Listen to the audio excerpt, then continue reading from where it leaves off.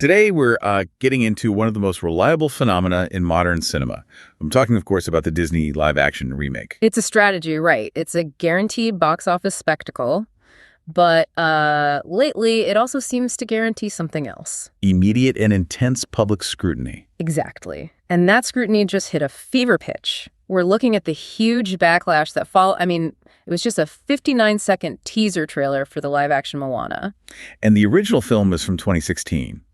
It's not like they're remaking a black and white classic. So this quick turnaround has really lit a fire online. Yeah, and it's not just, general grumbling about another remake. This one is different. Right. We need this deep dive because the backlash is so specific. We're seeing accusations of cultural misrepresentation, questions about authenticity. And real outrage over changes to the heroine's appearance. All of it, like you said, from just one short clip. So our mission here is to really analyze these heated points of criticism, from something as specific as hairstyling to the broader cultural implications, and try to figure out why this remake, of all remakes, has stepped right into this major representation trap. Even when it seemed like they were trying to do everything right. Okay, let's unpack this. We have to start with who is actually bringing this story back to the screen. And there is some welcome familiarity. Dwayne "The Rock" Johnson is set to reprise his role. He's coming back as Maui. Which is a great grounding force, that continuity helps. But really, all eyes are on the new lead. The title role, which was originally voiced by Ali Carvalho, now belongs to 18-year-old Catherine Laga'aia. And this is the crucial part, right? Laga'aia brings genuine cultural heritage to the role, which, on paper, should have pushed any major casting concerns to rest from the start. Absolutely. She's been very public, very clear that this role resonates so strongly with her Samoan heritage. Her grandparents are from Fa'ala, Palauli in Savaii, and Lulumoegatuai in Upolu, Samoa.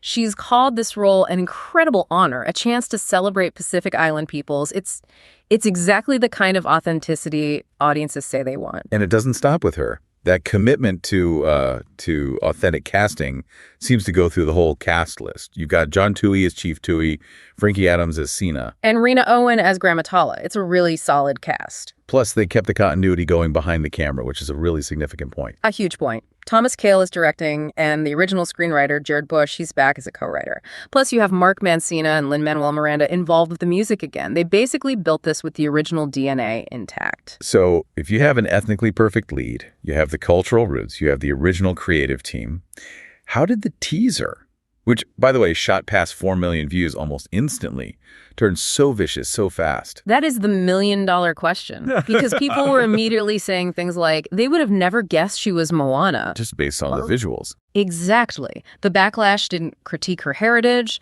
It didn't critique her acting from the little we saw. It pivoted. It pivoted to aesthetics and this demand that the live-action character be an exact physical copy of the animation. And the entire firestorm zeroed in on one single feature. Her hair. Her hair. And this is where we have to pause and really look at the details. In the animated movie, the Oscar-nominated one, Moana has a very specific look. Her hair is tight, it's curly, it's voluminous. And that detail was seen as a huge win for representation. That's right. That hair texture was a key part of her character design, of her connection to her island life. It mattered. But in this 59-second teaser, Catherine Laga'aia's hair just looked different. Right, different. It was styled into much looser waves. Some people were even calling it straight. Visually, that one change was the tipping point for all the outrage. And the reaction was visceral. You have to read the room here. One of the most widespread comments was just blunt. It was, why the FK did they straighten the actress's hair if Moana doesn't have straight hair? All caps, multiple question marks. And what's so fascinating is how quickly that criticism moves beyond just aesthetics. It becomes this political statement about Disney's commitment. Right. Fans started questioning their resolve. They were saying things like, Moana was supposed to be beautiful with her natural hair, and changing it implied that the original texture, it just wasn't good enough for a big Hollywood live-action movie. That is the core implication, isn't it? That it's a preference for sort of westernized beauty standards. Even when it completely contradicts the character and the story, it's seen as them walking back the progress they made. Precisely. And the audience wasn't just being emotional. They brought logic to back up their cultural point. Oh, yeah, I saw this one comment everywhere. The one about the logistics, right? It is pointing out the absurdity of the new style, asking, how do they think that a person who lives on an island beach, salt water, doesn't even have electricity, is going to have her hair blow-dried like that. That point landed so hard because it just perfectly illustrates the break in logic that the audience felt. The movie is supposed to feel real, grounded in the Pacific Islands, but the styling looks like she just left a salon in L.A.? It makes the change feel totally illogical. And if you connect that to the bigger picture, this whole thing speaks directly to the historical problem of how natural hair is treated in media. It's so often straightened or subdued or tamed to fit what studios are comfortable with. So for a lot of people, seeing this happen to Moana, a character who's so specifically celebrated for her natural hair, it feels like a betrayal. It does. It turns what was a celebrated piece of representation into what many see as a cultural slight. Okay, so let's shift a little from that one aesthetic detail to the wider conversation about casting. Once the hair issue opened the floodgates, the criticism expanded. It did. Viewers started raising concerns about the general casting, calling it inaccurate just based on a side-by-side comparison to the animated characters. And this is where the online talk gets incredibly volatile and messy. Oh, yeah. We saw this brief but really potent surge of just a total misinformation. Because of all the other recent Disney debates, one critic actually wrote something like, "Shouldn't Moana be white? It's the Disney way." Which is just completely wrong. It conflates this entire production with the Snow White controversy. Exactly. And thankfully, the swift counter-argument from fans who actually know the material was essential. They came back immediately saying, no, Moana is definitively of Polynesian ethnicity, drawing from cultures like Cook Islands, Hawaiian, Maori. Right, so casting a Polynesian actress isn't a diversity choice. It's essential to the story's integrity. The fact that that other idea even gained any traction just shows you how much, confusion and anxiety is swirling around all of these live-action movies. And the Moana team has to be watching their corporate siblings nervously here, because this kind of volatility isn't isolated. Disney has faced massive, sustained backlash over other live-action choices recently. And the precedent set by those outcomes adds enormous pressure. The one we really have to look at is the controversy around casting Rachel Zegler as Snow White. Okay. Now, we're not going to take sides on the politics of that debate, but the reported outcome of that film is a commercial nightmare that Moana's executives simply cannot ignore. So give us the context. What happened with Snow White financially? According to critics and industry trackers, the production was just disastrously received. It got an extremely low IMDb rating. I think 2 out of 10 was one figure being cited, and was reportedly struggling badly with pre-release ticket sales. Wow. That outcome provides a very clear, very painful roadmap for what happens when a studio miscalculates audience goodwill. It proved demonstrably that fans can and will reject a product. So if the Snow White backlash led to what's seen as a commercial failure, that suddenly shifts the Moana hair complaint from a minor online issue to a huge financial risk factor. That's the financial nugget right there.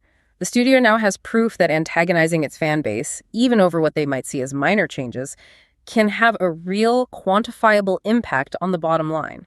A decision about hair, which might seem small in a boardroom, suddenly looks like an incredibly high-stakes gamble. Especially because the audience has shown they are absolutely willing to vote with their wallets when they feel the essence of a character they love is being compromised. Okay, so let's move to the quality and motivation. Yeah.